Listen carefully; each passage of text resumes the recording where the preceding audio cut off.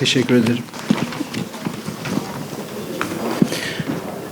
Öncelikle hepinize çok teşekkür ediyorum. Bu saate kadar kaldığınız için, dinlemek için. Şimdi bugün sizi bir savaşın ortasına götüreceğim ben. Ama burada ne top sesi var ne de kan kokusu. Ama en derin yara burada açılıyor. Bu yaranın açıldığı yerde zihinler, beyinler, ruhlar. En büyük yara ve en kalıcı yara. Savaş tanklarla yapılmıyor, düşüncelerle yapılıyor. Silah değişiyor, cephe değişiyor ama artık hedef kesinlikle kalp değil, insanların kanaati ve iradesi. Psikolojik kalp aslında şu demek, karşınızdaki insana kendi istediklerinizi sanki o istiyormuş gibi hissettirip, kabullendirip, kendi düşüncesiymiş gibi amel etmesini sağlamak. Aslında bir nevi, özür diliyorum, iblisin işine soyunmak gibi bir şey. Hatta çok uzağa giderseniz Hazreti Adem Aleyhisselam zamanında bile bir vesveseyle başladı her şey. Yani psikolojik harp o kadar etkili ve o kadar eski.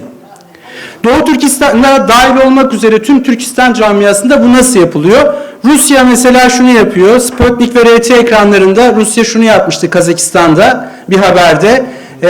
Ukrayna'da savaşan bir Kazak askerini, Kazak kökenli bir Türk'ü reklam etmişti. Ve bununla sempati toplamaya çalışmıştı. Verdiği mesaj şuydu, ortak tarihimiz Moskova doğal merkezimiz. Aslında yapmak istediği şuydu, etki alanına, eski alanına tekrar geri gelmek. Bunu neyle yaptı? Bu çok önemli aslında, asıl önemli olan kısmı bu. Tam telaffuzunu yapamıyorum, Ros bilmem ne falan diyor, Rusçayı da hiç sevmem, ben biraz Aska Türk'üyüm. Biraz da o konuda tepkim de var kendilerine. Aynı Hollywood gibi Rusların da kendi merkezleri var yumuşak güçlerle. Bu şekilde yavaş yavaş, ufak ufak işleye işleye kendine çevirmeye çalıştı. Dün olduğu gibi bugün de artan hızla bunu yapmaya devam ediyor. Rusya'nın kardeşliği kış güneşi gibidir değerli izleyiciler. Gösterir, ışık verir ama asla ısıtmaz. Aynı Avrupa'ya yaptığı gibi. Ama maalesef bunu çok etkili bir şekilde ve barbar bir şekilde zihinlere yapıyor. Çin bunu nasıl yapıyor? Çin aynı bölgede bunu yol, köprü, fiber, 5G derken bir dijital ipek yolu yapmış. Bununla zihinleri kolonizasyon ediyor. Gözetlemeleri var. O gözetlemeleri neyle yapıyor? Neydi onun ismi? Saf City diye bir şey var. Buna filtreme getirilmesi gerekiyor. Filtreler konması gerekiyor buna. Çünkü bununla istediğini veriyor, istemediğini engelliyor. Yani Çin'in TikTok'unu biliyorsunuz. Çin'de TikTok kendi insanına bilim, fen, teknoloji vesaire anlatır. Çin dışında TikTok'a bakın, ne kadar abuk subuk şey varsa hepsi TikTok'ta. Kendi insanını korur ama Türk coğrafyası dahil olmak üzere bütün dünyada ne kadar boş iş varsa zihinleri yormak için onu TikTok'la yayar. Yani bir silahtır TikTok, sosyal medya. Batı bunu nasıl yapar? Batı da bunu çok güzel yapıyor. Özgürlük, çeşitlilik, açık toplum gibi bizim zaten Türkiye olarak çok alışık olduğumuz, değişik vakıflarla çok tanık olduğumuz şeyle artan hızla devam ediyor. Peki amacı ne Batı'nın da burada? Malum biliyorsunuz Trump'la hatta tırnak içinde Trump koridoru yaptılar biliyorsunuz. Amaç enerji, amaç yine sömürmek. Peki Türkiye'ye karşı ne yapıyorlar? Bu bizim için çok önemli. Türkiye'ye karşı Türkiye herhangi bir hamle yaptığında ilk yaptıkları şey şu. Neo Osmanlı geliyor. İlk cümleleri bu. İkinci cümleleri Türkiye NATO'nun Truva. Bunu özellikle Rusya ve Çin yapıyor. Üçüncüsü yumuşak nüfus etki alanı yapıyor. Bunu da bize NATO tırnak içinde ortaklarımız yapıyor. Yani Türkiye büyüyor vesaire falan gibi. Peki Türkiye burada neler yapmalı? Ben en çok bunun üstünde durmak istiyorum. Sorun tespiti hepimizin bildiği şeyler aslında çoğu ama Türkiye ne yaparsa burada öne geçer. Bu kısmı çok önemli. Bir, TürkNet ortak zihin platformu kurulmalı. Bu platform Türk dünyasının ortak akıl ve haber ağını çok dilli doğrulama ve veri analiz merkezini oluşturmalı. Anında delillendirmeli, anında sisteme girmeli. Yani milli ekosistem, tüm Türk coğrafyası için milli bir sosyal medya ekosistemi kurulmalı. Anında tepki gösterecek. Hatta programa gelmeden önce Mehmet Amirelim'le dışarıda konuşurken kendisi söylemişti. Bir ara TÜBİTAK vesaire de yapmaya çalışmış ama doğru şekilde yapılırsa Amirelim'den aldım tüyo bu. İnşallah bu yapılacaktır ve gerek Instagram'ın gerek Facebook'un hepsinin dama atılacaktır pabucu. Ama bu elzem bir şey. Hatta ve hatta nükleer silahlardan bile daha önemli bir şey. Bunu niye söyledim? Nükleer silahlar ülkeleri korumuyor sayın katılımcılar. Eğer korusaydı Sovyetleri dağılmaktan korurdu. Ama koruyamaz. Zihinlerinizi korursanız, insanları korursanız, onları bir arada tutabilecek fikirler oluşturursanız, zihinlere bunları yerleştirirseniz o zaman asla parçalanmazsınız. Ama sadece teknolojiyle yaparsanız bunun en basit örneği Sovyetler. ve tutunamadı ve dağıldı. 2. Dijital egemenlik kuşağı. Az önce söylediğimin içerisindeydi zaten. 3.'sü burs ve müfredat. Buna burs müfredat 2.0'da diyebilirsiniz. Bakın biz KKTC'de bunu çok çektik Kuzey Kıbrıs Türk Cumhuriyeti'nde. İngilizler oraya bir girdi. Oradaki entelektüel tırnak içerisinde aydınları aldı. Hop İngiltere'ye götürdü. Hangi kapıdan girerseniz o kapıyla formatlandırıp dönersiniz. Formatladı götürdü. Şu an son seçimlerde ve gazetelerinde görüyoruz neler yaptığını ki bu benzer şekilde Doğu Türkistan'da dahil olmak üzere ki Amerika'nın çok ciddi bir nüfuzu vardır orada. Ne kadar Uygur Türk'ü varsa sahip çıkmaya çalışır ve sürekli içine karşı kullanır bunu. Hatta Trump vergiler bile artırıyor onlar için kendi çıkarları noktasında. Ama dediğim gibi bu kısım çok çok önemli. Türkiye bu noktada burs ve müfredatla desteklemek zorunda bölgeyi. İkincisi ortak dizi belgesel evreni.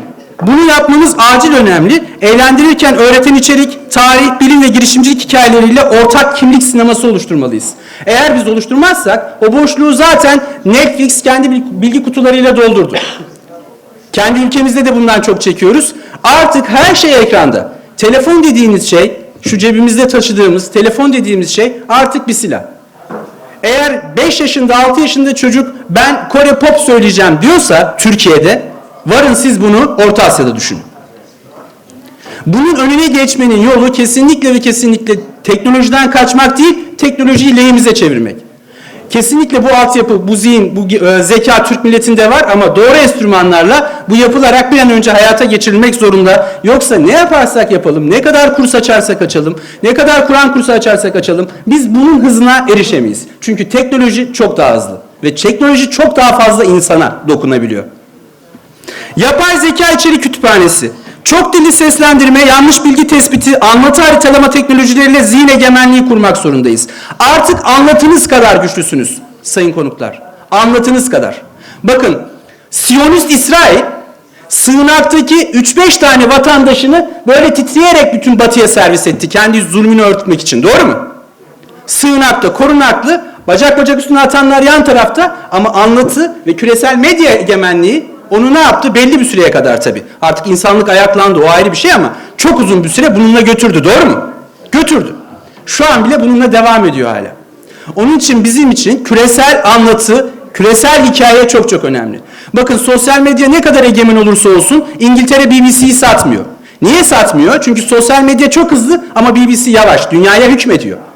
Hızlıysanız ve siz de hızlı olursanız dünyayı kaçırırsınız. Birilerini hızlı hareket ettirirken sabit durmanız ve izleyebilmeniz lazım. Onun için kraliyet asla BBC'yi satmaz. Bu çok çok önemli bir şey. Onun için sizin de kendi küresel haber ajansınızı kurmanız lazım. Dünyaya sizin anlatmanız lazım. Haberleri sizin Associated'den almamanız lazım. BBC'den, CNN'den almamanız lazım. Haberleri sizden almaları lazım ki siz anlatabilirsiniz gerçeği. Yoksa sesinizi kısarlar. Çin bunu çok iyi yapıyor. Ne yapıyor? Doğu Türkistan'daki zulmü sessize alıyor. Oradaki entelektüeller konuşmalara çıkmıyor, sessize alıyor. Belli bir süre sonra da çıkmayınca ne oluyor? Vazgeçiyor insanlar çünkü sesi çıkmıyor. Görüntü yok, televizyona çıkarmak yok.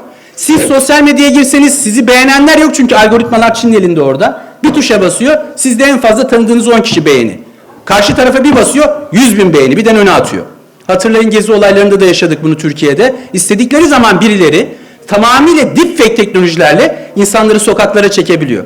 O yüzden bu özellikle Orta Asya'da ki bilirsiniz mutlaka Azerbaycan'da da bir darbe girişimi olmuştu, bastırıldı. Sürekli bunlar yapılıyor. Bunu önlem almak için Türkiye'nin teknolojik noktada ağırlığını koyması gerekiyor.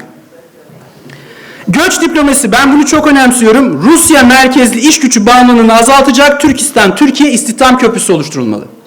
Artık Türkistan bölgesinde iş gücü Rusya endeksli olmamalı, Türkiye bu işe müdahil olmalı. Çünkü oradan aldığınızda insan alıyorsunuz, etkileşim otomatik olarak kültür transferi oluyor. Buradan giderseniz buraya göre kültür transferi olacaktır. Onun için göç noktasında da dikkatle izlenmesi gerekiyor bence. Müfredatta zihin güvenliği, bu da çok çok önemli bir şey. Her gence algı ve kanıt arasındaki fark öğretilmeli. Bakın bu Türkiye'de de çok elzem. Algı ve kanıt arasındaki farkı öğretmemiz gerekiyor. Medya okuryazarlığı diyoruz ya. Sosyal medya okuryazarlığı. Bu gerek burada, gerek orada, her yerde yapılmak zorunda. İki tane şey görüp onunla fikir sahibi olmaması gerekiyor insanları. Kanıt nasıl elde edilir? Kanıt nasıl analiz edilir? Bunlar konusunda gençler bilgilendirilmek zorunda.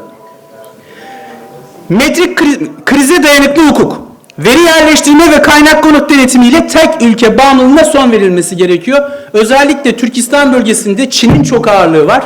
Bunu kesmek gerekiyor. Çin Afrika'da bile dijital altyapılara giriyor, borçlandırıyor, limanları ele geçirmeye başladı. Liman demek, altyapı demek, fiber optik demek, kablo demek, oradan okyanusların altından ta Asya'ya uzanan köprüler demek. Dolayısıyla bunlar noktasında ciddi hassasiyet gösterilmesi gerekiyor kanımca.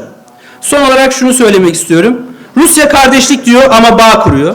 Çin kalkınma diyor ama ipotek ediyor, borçlandırıyor. Batı özgürlük diyor ama algoritmalarla şekillendiriyor ve kimlikleri değiştiriyor. Ve Türkiye eğer aklıyla duygusunu birleştirirse, ki ben birleştirmeye başladığı kanaatindeyim, sadece haritaları değil hafızaları da yeniden kuracaktır. Ve unutulmaması gereken bir şey, burada bence çocuklarınıza sosyal medyada bile bunu kullanabilirsiniz. Silah toprak alır, fikir zihin. Ve bu devirde zihin kimdeyse gelecek ondadır. Onun için zihinlerimize sahip çıkmak zorundayız. Bununla alakalı bütün yatırımımızı hatta zihinlere yapmamız gerekiyor. Çünkü en nihayetinde o zihinler yarını şekillendirecek. O zihinlerle biz yarın süper güç olacağız. Bunu başaramazsak bu mümkün değil. Bir şeye değinip konuşmamı bitirmek istiyorum ben. Panel esnasında bazı konuşmalarda işte Hristiyan inancından tutun diğer inançlara varıncaya kadar 3 tane perde var. Bundan bahsedip öyle geçeyim ben psikolojik harp noktasında. Kesinlikle dünyada tek bir savaş vardır. Bu benim inancım. İnanan herkesin de inancı budur bence. Dünyada hak ve batılın savaşı vardır. Başka bir savaş yoktur. Diğerleri sadece ve sadece perdedir. Bugün Güney Amerika ülkelerinde baktığınız zaman radikal dedikleri unsurlar bu paganik yapıya itiraz eden unsurlar. Belki sosyalistler, belki komünistler ama dinle alakası yok. Amerika Vietnam'a gittiği zaman Müslümanları öldürmedi. Yine aynı paganik yapı farklı amaçlarla gitti. Bunun örneklerini çoğaltabiliriz. Çok fazla var. Ama dünyada en nihayetinde olan tek bir şey var. Hak ve batılın savaşı. Eğer biz hak tarafında safımızı sıkı tutacaksak kendimizin ve çocuklarımızın zihinlerine sahip çıkmak zorundayız. Her şey zihinde başlar ve zafer de zihinde kazanılır. Aklımızdan çıkarmayalım. Mutlak zafer daima Allah'ındır. Teşekkür ederim. Biz de çok teşekkür ediyoruz Gürkan Karaçam hocamıza.